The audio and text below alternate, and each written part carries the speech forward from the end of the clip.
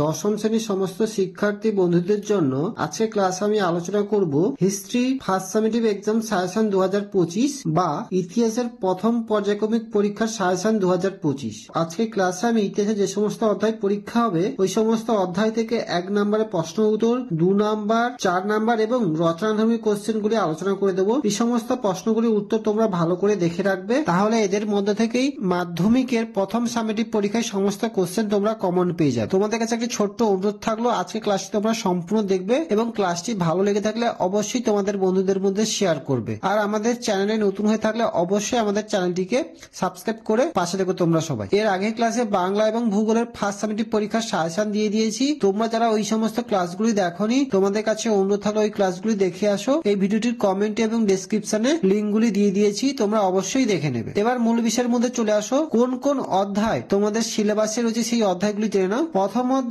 ইতিহাসের ধারণা, দ্বিতীয় অধ্যায় সংস্কার বৈশিষ্ট্য পর্যালোচনা, তৃতীয় অধ্যায় প্রতিরোধ ও বিদ্রোহ বৈশিষ্ট্য বিশ্লেষণ। এই তিনটি অধ্যায় তোমাদের প্রথম সামেটিভ পরীক্ষায় পরীক্ষা হবে। এই সমস্ত অধ্যায় থেকে গুরুত্বপূর্ণ কোশ্চেনগুলি জেনে নাও। প্রথম অধ্যায় ইতিহাসের ধারণা, অতি সংক্ষিপ্ত প্রশ্ন। মান 1 নম্বর, বঙ্গদর্শন পত্রিকা কত সালে প্রকাশিত হয়? 1872 খ্রিস্টাব্দে। 2 বিশ্ব পরিবেশ দিবস কত সালে পালিত হয়? 5 জুন 1974 সালে। 3 বাংলায় প্রথম প্রকাশিত সংবাদপত্রটির নাম কি? সংবাদ প্রভাকর। 4 ভারতে ফুটবল খেলা কারা প্রবর্তন করেন? ইংরেজরা। 5 জীবনের ঝরাপাতা গ্রন্থটি কি জাতীয় গ্রন্থ?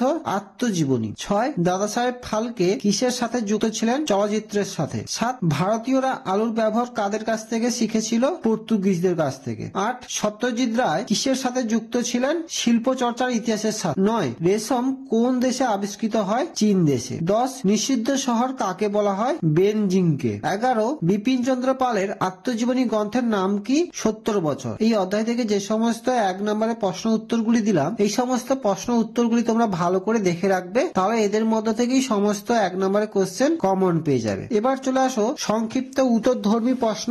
মান 2। 1 ইতিহাসের উপাদান রূপে সংবাদপত্রের গুরুত্ব কি? 2 নতুন সামাজিক ইতিহাস কি? 3 পরিবেশ ইতিহাসের গুরুত্ব কি? 4 স্মৃতিকথা অথবা আত্মজীবনীকে কিভাবে আধুনিক ভারতের ইতিহাস চর্চার উপাদান রূপে ব্যবহার করা হয়? 5 স্থানীয় ইতিহাস চর্চা বলতে কি বোঝো? 6 সরকারি নথিপত্র বলতে কি বোঝো? 7 সামরিক ইতিহাস চর্চার গুরুত্ব কি? এবার চলে আসো বিশ্লেষণধর্মী প্রশ্ন। মান 4। 1 নারী ইতিহাসের উপর টিকা লেখো। 2 আধুনিক ভারতের ইতিহাসের উপাদান হিসেবে সংবাদপত্র ও সাময়িক পত্রের গুরুত্ব কি? 3 রবীন্দ্রনাথ ঠাকুরের জীবন স্মৃতি ইতিহাস চর্চার উপাদান হিসেবে কিভাবে ব্যবহৃত হয়েছে? তোমাদের প্রথম অধ্যায় থেকে কোনো রচনাধর্মী কোশ্চেন বা 8 নম্বরের কোশ্চেন আসবে না, তার জন্য আমি কোশ্চেন দিলাম না। এই প্রথম অধ্যায় থেকে যে সমস্ত 1 নাম্বার, 2 নাম্বার এবং 4 নম্বরের প্রশ্নগুলি আলোচনা করলাম এই সমস্ত প্রশ্নগুলির উত্তর তোমরা ভালো করে প্র্যাকটিস করে রাখবে। এবার চলে আসো দ্বিতীয় অধ্যায় সংস্কার বৈশিষ্ট্য পর্যালোচনা। অতি সংক্ষিপ্ত প্রশ্ন। মান 1। 1 ব্রহ্মানন্দ নামে কে পরিচিত ছিলেন? কেশবচন্দ্র সেন। 2 বামাবোধিনী পত্রিকার সম্পাদক কে ছিলেন? উমেশ চন্দ্র দত্ত। 3 নীল দর্পণ নাটকটি কে ইংরেজিতে অনুবাদ করেন? James long. 4 সতীদাহ প্রথা কত সালে রদ হয়েছিল? 1829 খ্রিস্টাব্দে। 5 সর্বধর্ম সমন্বয়ের আদর্শ কে প্রচার করেছিলেন? শ্রীরামকৃষ্ণ। 6 হতুম পেঁচার নকশা কার ছদ্মনাম? কালী প্রসন্ন সিংহ। 7 নববিধান কে প্রতিষ্ঠা করেন? কেশবচন্দ্র সেন। 8 প্রথম সরকারি শিক্ষা কমিশন বা হান্টার কমিশন কবে প্রতিষ্ঠিত হয়? 1882 খ্রিস্টাব্দে।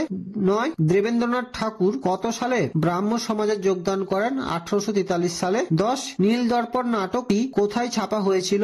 ঢাকায়। 11 রাজা রামমোহন রায়ের পরবর্তীকালে ব্রাহ্ম সমাজ কে পরিচালিত করেছিলেন? দেবেন্দ্রনাথ ঠাকুর। 12 কলিকাতা বিশ্ববিদ্যালয়ের প্রথম ভারতীয় উপাচার্য কে ছিলেন? গৌর দাস বন্দ্যোপাধ্যায়। এই দ্বিতীয় অধ্যায় থেকে যে সমস্ত 1 নম্বরের প্রশ্ন উত্তরগুলি আলোচনা করলাম এই সমস্ত প্রশ্ন উত্তরগুলি তোমরা ভালো করে দেখে রাখবে। এবার চলে আসো সংক্ষিপ্ত উত্তরধর্মী প্রশ্ন। মান 2। 1 ফোর্ট উইলিয়াম কলেজ কেন প্রতিষ্ঠিত হয়? 2 ডেভিড হেয়ার স্মরণীয় কেন? 3 মেকলে মিনিট কি? 4 মধুসূদন গুপ্ত স্মরণীয় কেন? 5 নববিধান কি? 6 স্কুল বুক সোসাইটি কেন প্রতিষ্ঠিত হয়? 7 নববঙ্গ গোষ্ঠী কাদের বলা হয়? এবার চলে আসো বিশ্লেষণধর্মী প্রশ্ন।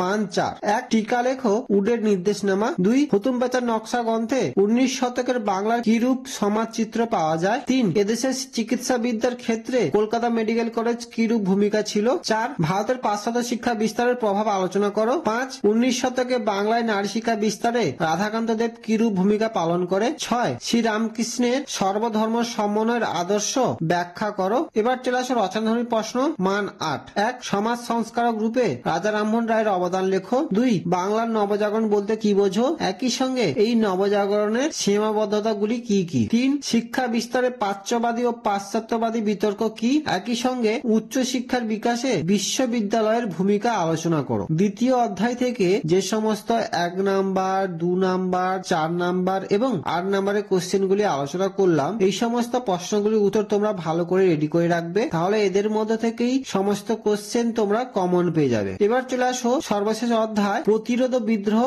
বৈশিষ্ট্য ও বিশ্লেষণ। অতি সংক্ষিপ্ত প্রশ্ন মান ১। ১ দাদন কথার অর্থ কি? অগ্রিম অর্থ। ২ কোল বিদ্রোহ কোথায় হয়েছিল? ছোটনাগপুরে। ৩ ভারতের প্রথম অরণ্য আইন কবে পাশ হয়? 1865 সালে। ৪ তিতুমিরের প্রকৃত নাম কি? মীর নিসার আলী। ৫ হুল শব্দটি কোন বিদ্রোহকে বোঝানো হয়েছে? সাঁওতাল বিদ্রোহ। ৬ সন্ন্যাসী বিদ্রোহ কথাটি কে প্রথম ব্যবহার করেন? Warren Hastings. ৭ সাঁওতাল বিদ্রোহের একজন নেতার নাম কি? সিধু। ৮ কত খ্রিস্টাব্দে নীল কমিশন গঠিত হয়? 1859 খ্রিস্টাব্দে। যে সমস্ত ১ নম্বরের কোশ্চেনগুলি দিলাম, এই সমস্ত কোশ্চেনগুলির উত্তর তোমরা ভালো করে মুখস্থ করে রাখবে। এবার চলে আসো সংক্ষিপ্ত উত্তরধর্মী প্রশ্ন মান ২। ১ বারাসাত বিদ্রোহ কি? ২ দুদু মিয়া স্মরণীয় কেন? ৩ ওহাবি আন্দোলনের ব্যর্থতার দুটি কারণ লেখো। ৪ ফরাজি আন্দোলনের ব্যর্থতার দুটি কারণ লেখো। ৫ তারিকি মোহাম্মদিয়া কি? ৬ চুয়ার্ট বিদ্রোহকে চুয়ার্ট বিপ্লব বললে কেন ভুল বলা হবে? এবার চলে আসো বিশ্লেষণ ধর্মী প্রশ্ন মান ৪। ১ টিকা লেখো সাঁওতাল বিদ্রোহ। ২ টিকা লেখো ফরাজি আন্দোলন। ৩ ঔপনিবেশিক সরকার কি উদ্দেশ্যে অরণ্য আইন প্রণয়ন করেছিল? ৪ নীল বিদ্রোহের ফলাফল লেখো। ৫ নীল বিদ্রোহ সম্পর্কে